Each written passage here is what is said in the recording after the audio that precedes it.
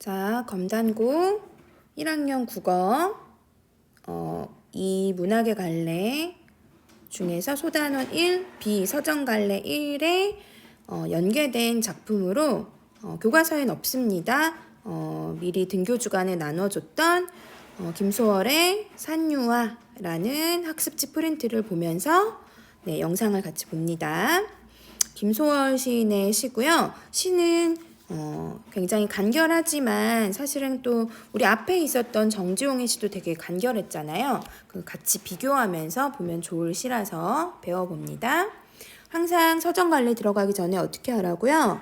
내용과 형식이 유기적으로 결합되었기 때문에 내용을 먼저 파악하시고 그 다음에 그 내용을 제일 잘 드러내기 위해 가지고 온 형식을 찾아보자고 했어요. 자, 그러면 내용을 또 먼저 봅시다. 산에는 꽃 피네, 꽃이 피네. 가을, 봄, 여름 없이 꽃이 피네.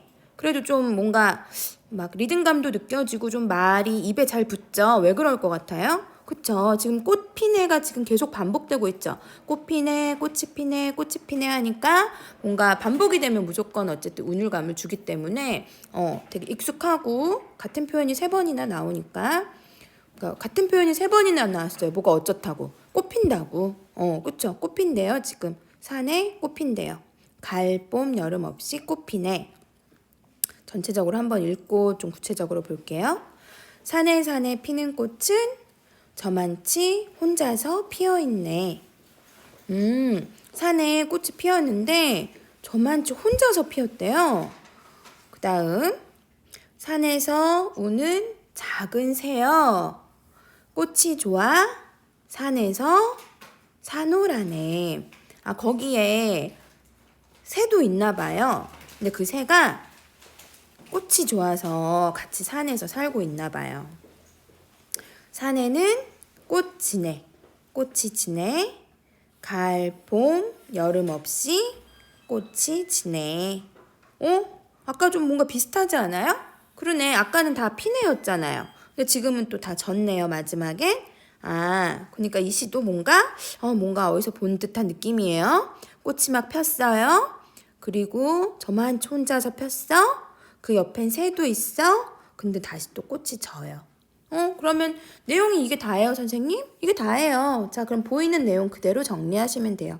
꽃이 피었다가 다시 지는 모습, 지는 내용을 다룬 거죠. 그러면 꽃이 피고 지는 게 도대체 이거 얘기하려고 이렇게 시를 썼나? 도대체 이 안에 무슨 얘기가 담겨 있길래 이렇게 간단한 너무 당연한 사실을 얘기했을까? 한번 봅시다. 산에는 꽃 피네, 꽃이 피네. 가을, 봄, 여름 없이 꽃이 피네. 우리 이제 꽃 피네, 꽃이 피네는 알겠어요. 이거는 꽃이 폈다는 거니까 알겠는데, 가을, 봄, 여름 없이가 도대체 뭔 말입니까? 자, 봄, 여름 하면 당연히 우리 자연스럽게 내가 봄, 여름 하면 여러분 다음에 뭐라 그래요?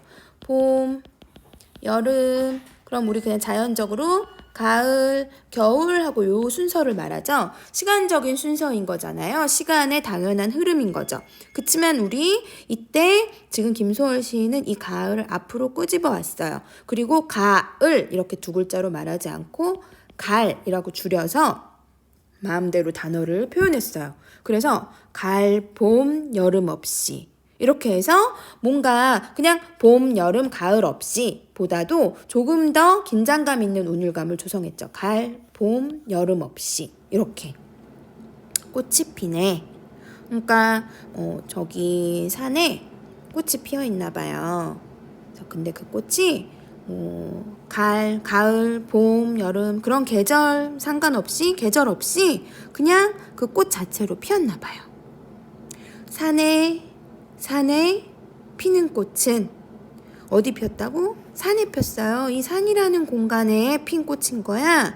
근데 이 꽃은 저만치 혼자서 피어있네.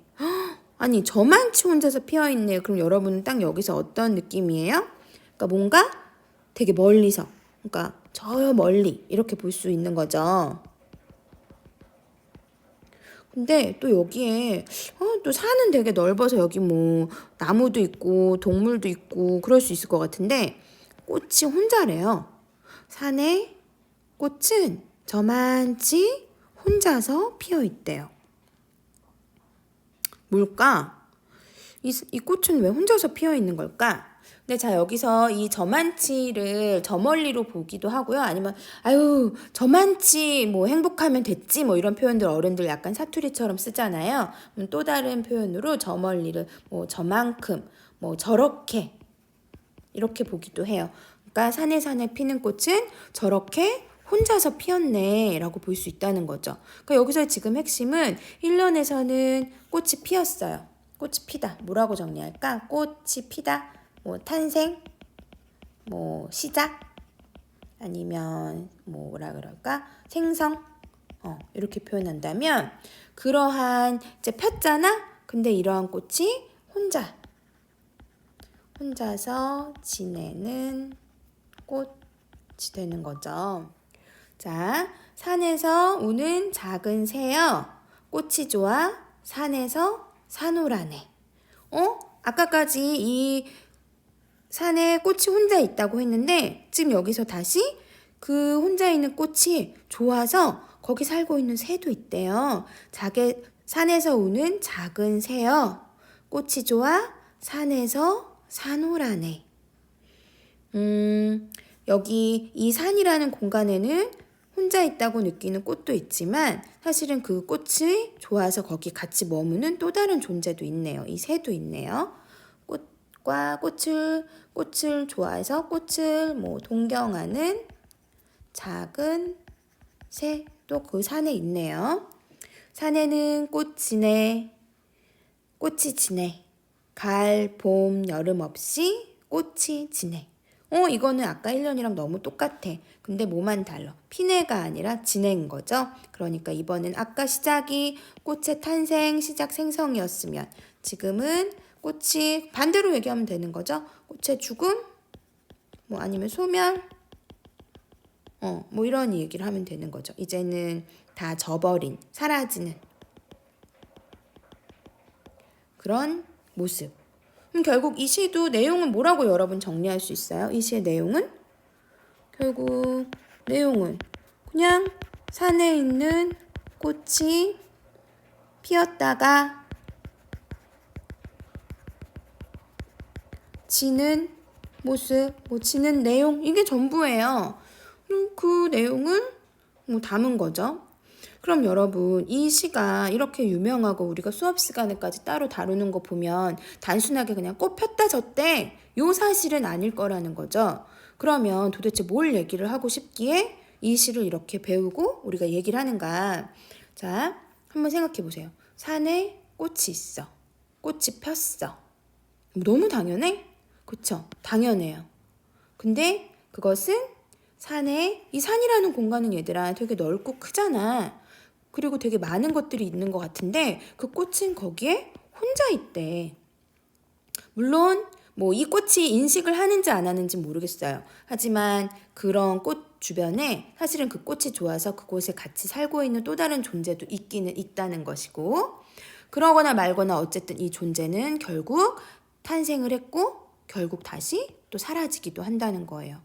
그러면 지금 이 꽃이라고 말했지만 사실은 단순하게 뭐 식물, 그런 뭐 물리적인 정말 꽃을 말하고 싶다기보다는 뭐라고 얘기할 수 있을까요? 이 시를 보면서 만약에 죽음을 앞둔 어떤 사람이 있다고 쳤을 때 이 시를 보면 어떤 생각이 들까? 나 와닿을 것 같아요. 봐봐. 태어났어. 뭐 세상과 함께 사는 것 같지만 사실은 참 자신은 혼자의 존재죠. 모든 존재는 유일하잖아요. 그렇게 살았어. 물론 그 속에서 뭐 나와 함께 지냈던 것들이 있고 나와 함께 나를 좋아해 주었던 것도 있었겠죠. 근데 어쨌든 그렇게 다시 나의 인생은 끝나고 꽃은 지고 있어요. 즉 나의 존재는 이제 사라져 가요. 결국 이 이야기는 궁극적으로 모든 존재의 어떤 생성 또는 시작과 소멸이라는 그 당연한 흐름을 당연한 원리를 다루고 있어요. 당연한 걸 뭘 굳이 말해요 라기보다는 당연한 진리이기 때문에 우리한테 더 감동을 줄 수도 있고 뭔가 깨달음을 줄 수 있다는 거예요. 그 모든 존재는 태어났다 죽는다 이렇게 말하는 것보다 이렇게 산에서 피어있는 꽃의 모습을 통해서 그 얘기를 형상화한 거죠.